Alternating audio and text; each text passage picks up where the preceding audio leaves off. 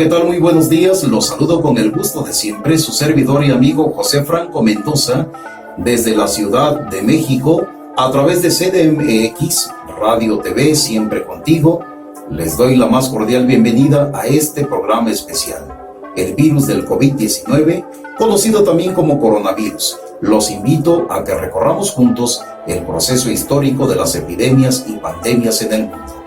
Iniciamos desde la peste negra al coronavirus. Desde la Edad Antigua hay registros de brotes que afectaron a gran parte de la población de un país o a muchas regiones al mismo tiempo. A continuación, un repaso por las pandemias más significativas en el mundo. Cuanto más se retrocede en el tiempo, menores son las precisiones sobre las enfermedades y sus consecuencias, pero hay evidencias históricas más que suficientes para saber que la peste antonina fue devastadora en su tiempo. La infección se desató en el Imperio Romano tras el regreso de tropas que habían combatido en Medio Oriente. Se cree que la enfermedad puede haber sido viruela o sarampión, pero no hay consenso entre los historiadores. Se le conoce como peste antonina por el nombre de la dinastía reinante en Roma en ese momento. De hecho, hay indicios de que el emperador Lucio Vero, que gobernaba en conjunto con su hermano adoptivo Marco Aurelio, murió en el año 169 víctima de ese mal. Las estimaciones actuales ascienden a 5 millones de muertes, la convertiría en la séptima pandemia más letal de la historia. Plaga de Justiniano en el año 541 al 542, la cual mató aproximadamente de 30 a 50 millones de personas. El epicentro del brote fue Constantinopla, actualmente Estambul, capital del Imperio Bizantino. El origen fueron las ratas que llegaban en los barcos mercantes provenientes de distintos rincones de Eurasia, portadoras de pulgas infectadas con la peste. El emperador Justiniano I también contrajo la enfermedad, pero sobrevivió. Los cálculos de entre 30 y 50 millones de muertos como consecuencia de la pandemia abarcan los 2 siglos en los cuales esta resurgió. Eso la convierte en la cuarta peor de las historias. Peste negra en el año 1347-1351, la cual mató a 200 millones de personas. Se le considera la pandemia más mortífera y con el impacto más duradero en la historia de la humanidad. Se cree que el brote comenzó en Asia Central. Alojada en las pulgas de las ratas negras, se esparció por toda Europa, usando como medio de transporte a los barcos mercantes. Las estimaciones más conservadoras sostienen que mató al 30% de la población europea, pero las más audaces dicen que hasta el 60% pudo haber muerto como resultado de la pandemia. El continente tardó 200 años en recuperar su nivel anterior de habitantes, aunque algunas regiones como Florencia y sus alrededores tardaron hasta el siglo XIX. La viruela en el año 1520 mató a 56 millones de personas. Era una enfermedad desconocida en el continente americano, pero llegó con la conquista europea. Fue introducida primero en lo que actualmente es México por los españoles y fue determinante en la caída del Imperio Azteca.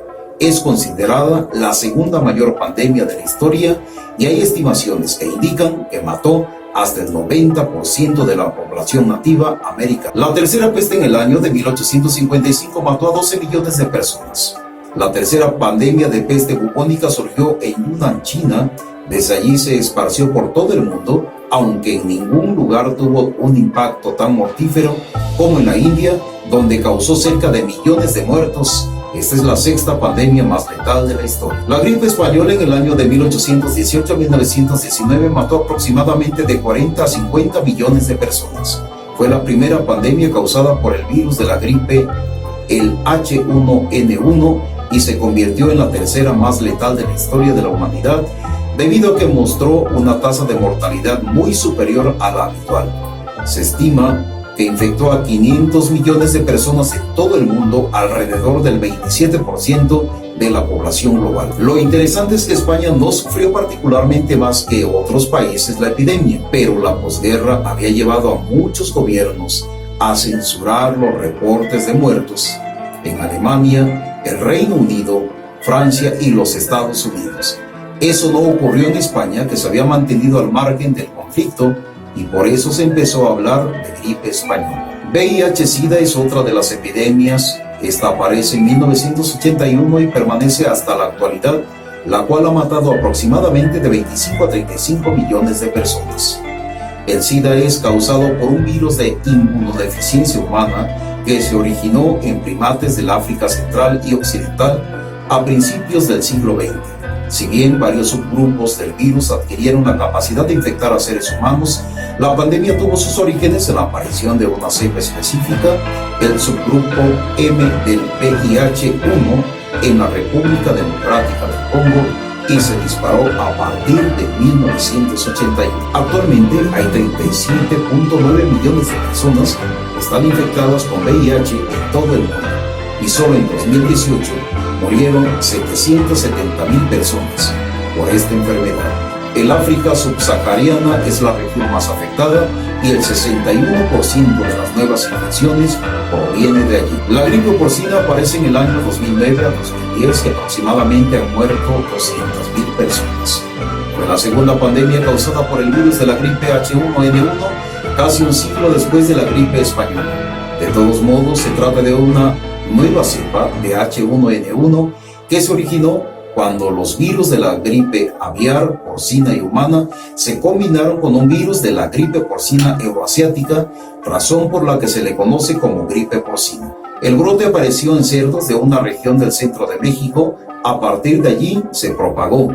Se estima que el 11 y el 21% de la población mundial de entonces contrajo esta enfermedad. Y llegamos al coronavirus COVID-19 y la evolución continua de un patógeno mortal. Con más de 300.000 casos confirmados en el mundo y al menos 64.000 muertes, el brote de COVID-19 declarado pandemia por la Organización Mundial de la Salud el pasado 11 de marzo, desató una crisis global. Sin embargo, la historia puede ayudar a poner en perspectiva lo que está sucediendo a pesar de la gravedad inusitada de este brote originado en China en noviembre pasado.